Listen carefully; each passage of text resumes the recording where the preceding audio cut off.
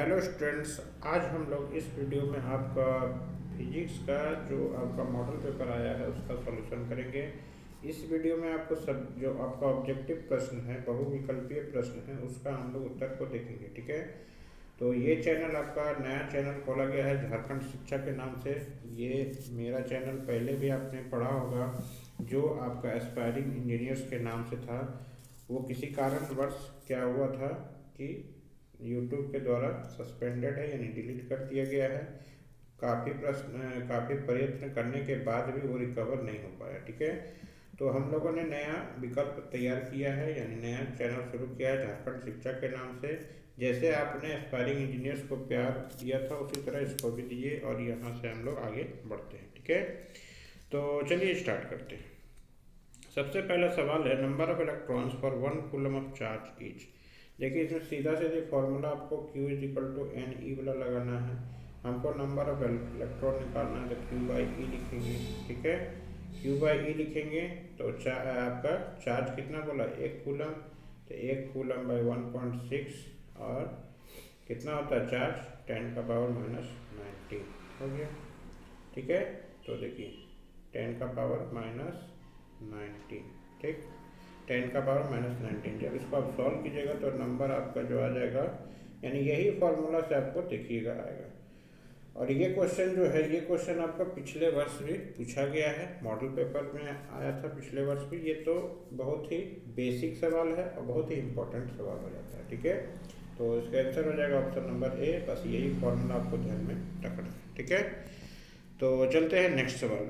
There are 2 charges. सबसे पहले बोला गया है कि 2 चार्ज रखा गया है, एक +1 का है, एक +5 का है। चलिए दोनों के बीच का दूरी भी रख देते हैं, r है मान ले, नहीं दिया तो दोनों के बीच का फोर्स का दूरी पूछा है। ठीक है, अब मान लिए जाए F15 निकालते हैं, F15 निकालेंगे, नहीं इसके द्वारा इस पर लग रहा है, तो उसमें भी तो लिखेंगे ना K1 × 5πr² लिखेंगे। ठीक है, और जब 51 निकालेंगे, यानी F51 निकालेंगे, तो उसमें भी तो वही लिखेंगे ना, K5 × 1/r²। तो यहाँ देखिए क्या लगता है, फोर्स एक दूसरे पे सेम फोर्स लगता है, यानी रेशियो जो होगा क्या हो जाएगा, 1:1। बस फॉर्मूला आपको याद रखना है। फॉर्मूला क्या था हमारा, Q1Q2/r²। अब वो चार्ज फोर्स क्या है, दोनों पे सेम लगेगा, यानी रेशियो क्या हो जाएगा, 1:1। अगला सवाल में चलेंगे। 3 कैपेसिटर दिया गया है, आपको सीरीज में कनेक्ट किया गया है इस तरह से। ठीक है, सीरीज में कनेक्ट कर दिए हैं। तो इसमें पूछा है कि इक्विवेलेंट रेजिस्टेंस क्या होगा। तो इक्विवेलेंट रेजिस्टेंस जो होता है वो होता है इस प्रकार से, 1/C इक्विवेलेंट बराबर होता है 1/C + 1/C + 1/C सीरीज में। ठीक है, तो जब इसको जोड़ेंगे तो क्या आएगा, 3/C, और जब उल्टा करेंगे तो क्या हो जाएगा, C/3, यानी ऑप्शन नंबर सी आपका सही हो जाएगा। अगला है, if a hollow spherical conductor be charge positively then the electric potential inside will be. तो देखिए मान लीजिए ये आपका इलेक्ट्रिक पोटेंशियल यानी कि चार्ज किए गए, तो चार्ज जो करेंगे हॉलो है, तो हॉलो है तो सारा क्या रहेगा, सारा सरफेस पे रहेगा ना, तो सरफेस का दूरी कितना हो जाएगा, r हो जाएगा। और इसके अंदर क्या होता है, इलेक्ट्रिक फील्ड क्या होता है, 0 होता है। तो इलेक्ट्रिक फील्ड के बारे में नहीं पूछा है कि अंदर में आपको क्या पूछा है कि आपका चार्ज का वैल्यू क्या होगा। तो सबसे पहले तो देखिए, जब ये चार्ज यूनिफॉर्म डिस्ट्रीब्यूटेड है तो अंदर में पोटेंशियल क्या होगा, यूनिफॉर्म होगा। अब बात आता है कि पॉजिटिव होगा कि नेगेटिव होगा। ठीक है, पॉजिटिव होगा कि नेगेटिव होगा। जब यहाँ पे चार्ज आपका पॉजिटिव है तो हम लोग फॉर्मूला क्या लिखते हैं, KQ/R लिखते हैं ना पोटेंशियल का। जब Q पॉजिटिव होगा और R हमेशा पॉजिटिव ही रहता है, तो फिर आपका टोटल क्या हो जाएगा, पॉजिटिव और प्लस यूनिफॉर्म, यानी ऑप्शन नंबर बी आपका सही हो जाएगा। चलिए नेक्स्ट सवाल में चलते हैं। देखिए VI graph for conductor makes an angle theta with V axis. तो देखिए VI कर्व हम लोग बनाते हैं। ठीक है, ये थीटा एंगल इसके साथ बना दिया, ये V है और ये I। आपको पूछ रहा है कि VI का रिलेशन क्या होगा, यानी रेजिस्टेंस कैसे निकालेंगे। तो रेजिस्टेंस हम लोग लिखते हैं V/I लिखते हैं, लेकिन जब एंगल आपका x एक्सिस से रहता है तब, यानी I के साथ बना रहता है तब। तो ये एंगल क्या हो जाएगा, 90 - थीटा, यानी tan 90 माइनस थीटा और बराबर क्या हो जाएगा आपका V/I। और 1090 माइनस थीटा क्या होता है, ये V/I क्या होता है cot थीटा, यानी ऑप्शन नंबर डी आपका सही हो जाएगा। ठीक है, चलिए ध्यान इसमें यही देना था कि ये जो एंगल जो है वो V के साथ बनाया था, ना ही कि I के साथ। ठीक है, चलिए अगला है the equation is applicable to which law, कौन सा लॉ से ये एप्लीकेबल होता है। Second rule, Kirchhoff second law, Kirchhoff junction rule, Kirchhoff third law या न्यूटन लॉ। न्यूटन आएगा ही नहीं, थर्ड लॉ तो बना ही नहीं था, अब बचता है सेकेंड लॉ और जंक्शन रूल। तो जो आपका जंक्शन रूल है ये करंट के लिए होता है, ठीक है, और सेकेंड लॉ जो होता है वो वोल्टेज के लिए होता है। ठीक है, किसके लिए होता है, वोल्टेज के लिए। तो वोल्टेज क्या हो गया आपका, ये इक्वल टू IR है ना, वोल्टेज है ना, यानी ऑप्शन नंबर ए। चलिए नेक्स्ट है आपका the balancing length of potentiometer is 120 centimetre on shunting the cell with resistance of 4 ohm, the balancing point shifts to a length of 160 centimetre, find the internal resistance. एक formula आप यहाँ से याद रखिए कि R बराबर हम लोग लिखते हैं, क्या लिखते हैं, L2/L1 सॉरी L1/L2 और -1 इंटू कैपिटल R। अब L1/L2 यानी 120/60 और -1 इंटू रेजिस्टेंस कितना है, 4 है, तो 4 है तो क्या हो जाएगा, ये अंदर में 2 - 1 इंटू 4 तो क्या आ जाएगा मेरा 4 ओम, यानी ऑप्शन नंबर डी आपका सही हो जाएगा। ठीक है, चलते हैं नेक्स्ट सवाल में। Identify the condition under which the force acting on A charge moving through a uniform magnetic field is maximum.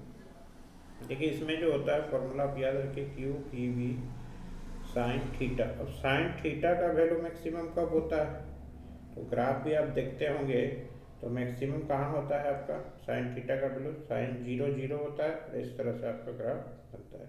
तो कितना पे मैक्सिमम है, π/2 यानी 90 डिग्री, यानी ऑप्शन नंबर ए आपका सही हो जाएगा। ठीक है, चलिए नेक्स्ट सवाल है आपका what torque acts on a 70 turn square 400 centimetre square area carrying a current of 20 ampere held with its axis at right angles to a uniform magnetic field of 0.2 Tesla. देखिए टॉर्क का जो formula है ना, सीधा याद रखिए होता है NIAB साइन थीटा, और राइट एंगल बोला है तो साइन 90 क्या हो जाएगा, 1 हो जाएगा। तो साइन 90 1 हो गया, यानी कि अब यहाँ से आपको पुट करेंगे, नंबर ऑफ टर्न्स कितना है 70, करंट आपका 20, ठीक है, 400 सेंटीमीटर है, तो इसको हम लोग को चेंज करना होगा, 2 बार 100 लगाना होगा। ठीक है, और आपका बचा B, तो 0.2, ये देखिए 2 0 2 0 तो 2 0 2 0 जिससे 2 0 कट गया। अब देखिए 7 दूनी 14 14 चौके 56, लेकिन देखिए यहाँ ऑप्शन कोई भी नहीं है, सारा ऑप्शन गलत है।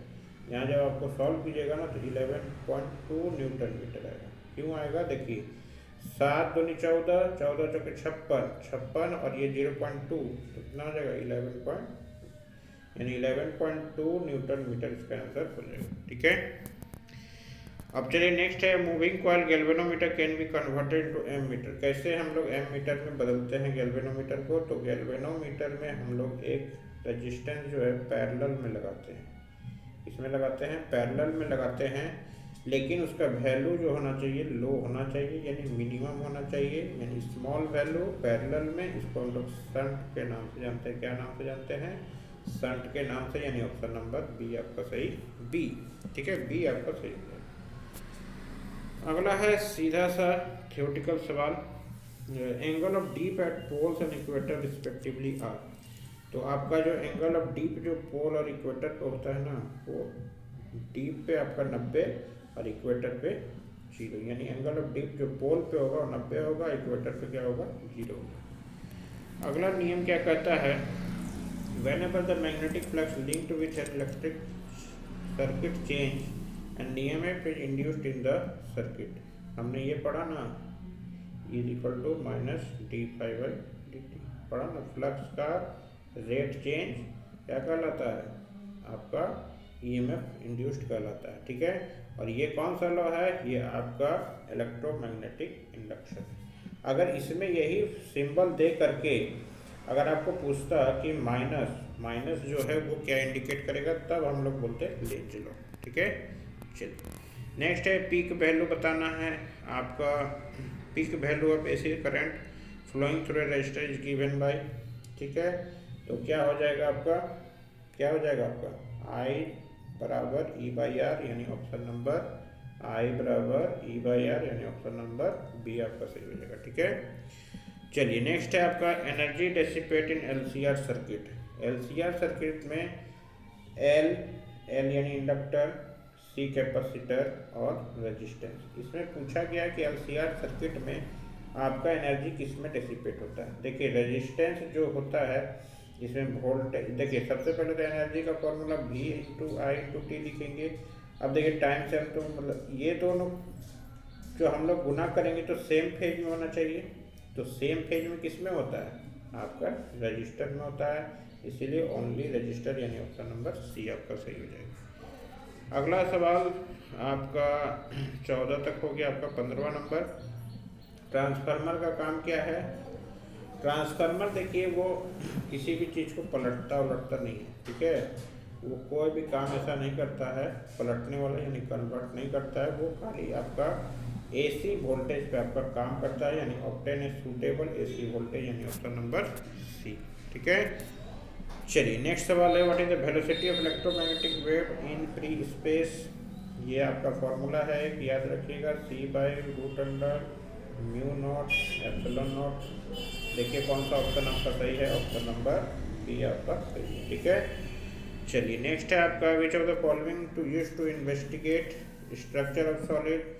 तो देखिए आप जो है एक्सरे करवाते हैं तो क्या मिलता है, हड्डी का जो आपका जैसे टूट गया तो एक्सरे कराया जाता है, तो अंदर वो भी क्या सॉलिड ही ना, तो वही एक्सरे, यानी ऑप्शन नंबर सी आपका सही हो जाएगा। ठीक है, चलिए नेक्स्ट है angle of incidence corresponding to angle of reflection 90 degree is called as.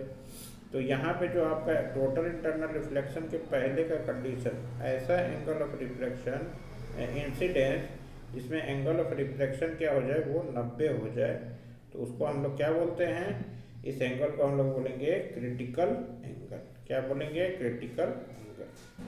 चलिए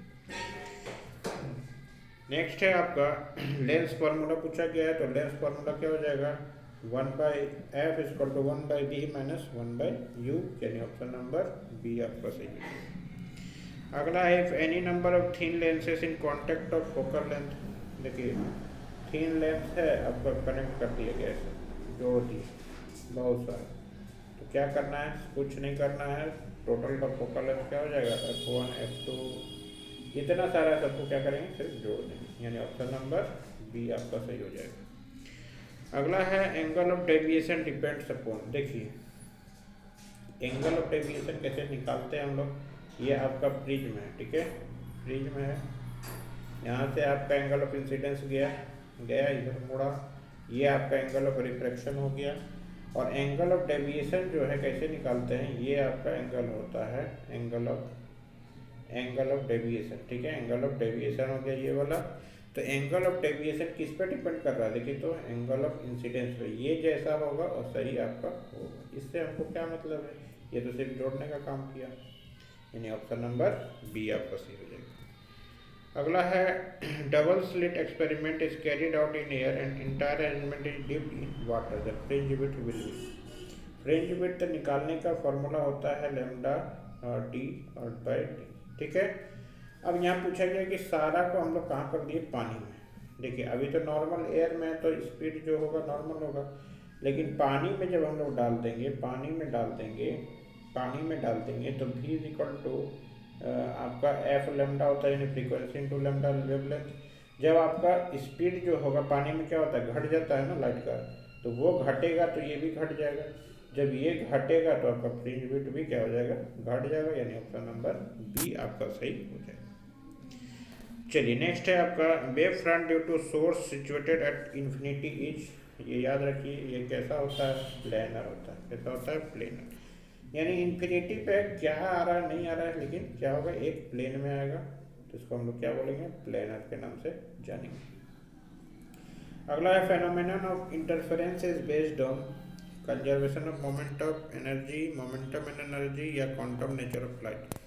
तो देखिए इसमें क्या है आपका कि कंजर्वेशन ऑफ मोमेंटम हो जाएगा, क्योंकि आपका जो पार्टिकल है उसमें मास भी है, मास है, क्योंकि ये वेव जो आ रहा है उसमें कुछ पार्टिकल्स, उसका मास भी है और वेलोसिटी से आ रहा है, तो मास इंटू वेलोसिटी क्या कहलाता है आपका, क्या कहलाता है, मोमेंटम कहलाता है, यानी कंजर्वेशन ऑफ मोमेंटम।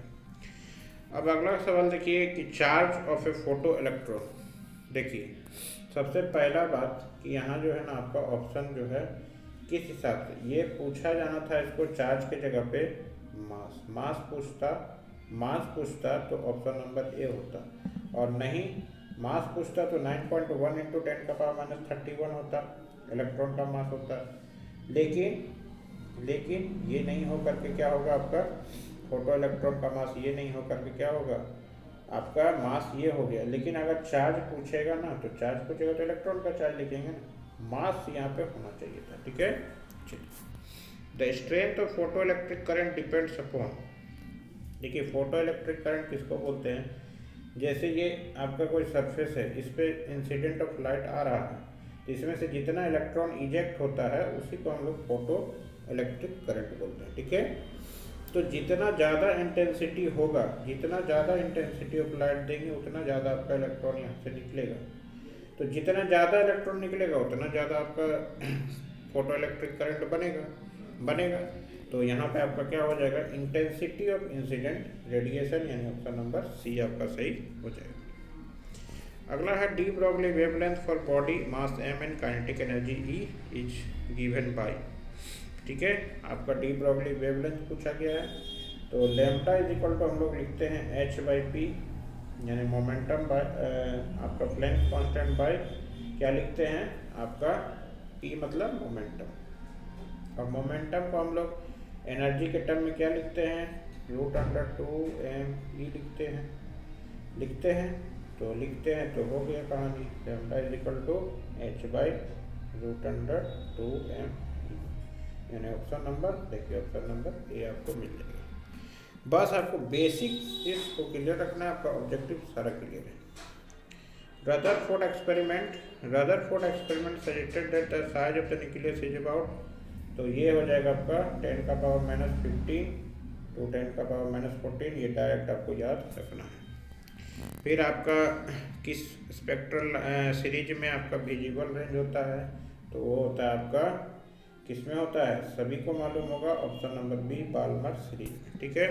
चलिए नेक्स्ट है आपका radio active nucleus emits a beta particle. जब एक न्यूक्लियस इमिट्स करता है तो पेरेंट और डॉटर न्यूक्लियस जो होगा, जैसे ये टूटा तो बना बी और सी, तो पेरेंट और डॉटर न्यूक्लियाई क्या होगा आपका, ये दोनों डॉटर न्यूक्लियाई हो गया, दोनों का क्या कहलाता है, दोनों आइसोबार कहलाता है, यानी एटॉमिक नंबर सेम होगा लेकिन आपका मास नंबर क्या होगा, डिफरेंट होगा, ठीक है।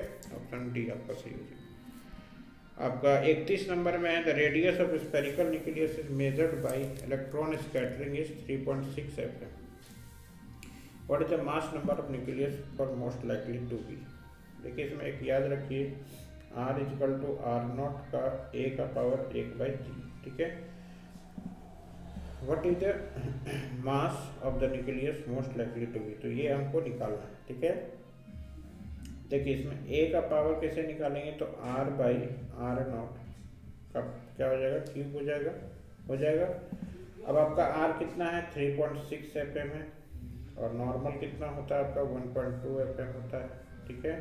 तो इसको जब हम लोग कैलकुलेट करेंगे तो 3 आएगा, 3 का क्यूब यानी 27, यानी ऑप्शन नंबर ए आपका सही हो जाएगा। अगला इन रिवर्स बायस जब हम लोग करते हैं डायोड में तो क्या होता है, रिवर्स बायस में क्या होता है कि आपका रिवर्स बायसिंग कहने का मतलब है कि हम लोग पॉजिटिव है, ठीक है, पॉजिटिव टर्मिनल को नेगेटिव के साथ कनेक्ट करेंगे और नेगेटिव को पॉजिटिव के साथ कनेक्ट कर देंगे, तो ये होता है रिवर्स बायसिंग, ठीक है। तो इसमें जो होता है ना आपका क्या हो जाएगा, रुकावट बढ़ जाएगा, यानी डिप्लीशन लेयर का जो आपका इंक्रीज हो जाएगा, रेजिस्टेंस क्या होगा, इंक्रीज कर जाएगा। To obtain P type silicon semiconductor, तो सिलिकॉन है आपका, सिलिकॉन कौन सा ग्रुप का आता है, तो 14 ग्रुप का आता है और 14 में इलेक्ट्रॉन 4 बचेगा, ठीक है। तो 4 बचेगा तो आपको इसको किसके साथ मिलाना होगा, तो 3 गो के साथ आपको मिलाना पड़ेगा। जब 3 गो के साथ मिलाएंगे ना तो एगो खाली रह जाएगा, एल्युमिनियम, ठीक है। एल्युमिनियम ग्रुप 13 का है और इसका लास्ट में 3 इलेक्ट्रॉन बचता है, एल्युमिनियम, ये सिलिकॉन ग्रुप, ठीक है। चलिए नेक्स्ट है, in semiconductor which are responsible for conduction. Semiconductor में दोनों होता है आपका, इलेक्ट्रॉन और होल दोनों के कारण। जब दोनों कंबाइन होता है, जब दोनों कंबाइन होगा आगे चल के, तभी आपका इलेक्ट्रॉन क्या बोलते हैं आपको, करंट फ्लो करेगा, ठीक है, याद रखिए। अगला है फुल वेव रेक्टिफायर में एसी करंट का फ्रीक्वेंसी भी है, तो आउटपुट फ्रीक्वेंसी क्या होगा। तो फुल वेव रेक्टिफायर का मतलब है, फुल वेव रेक्टिफायर का मतलब है ये, आपको मान लीजिए ये, तो ये क्या करेगा कि इसको भी काट ठीक करेगा, इसको भी ठीक करेगा, तो क्या वो डबल हो गया ना, तो 2p यानी ऑप्शन नंबर सी। तो आई थिंक आपको सारा क्वेश्चंस क्लियर हो गया होगा बारीकी से। धन्यवाद, चैनल को सब्सक्राइब करें और वीडियो को धड़ाधड़ दोस्तों में शेयर करते रहें। Thank you for watching.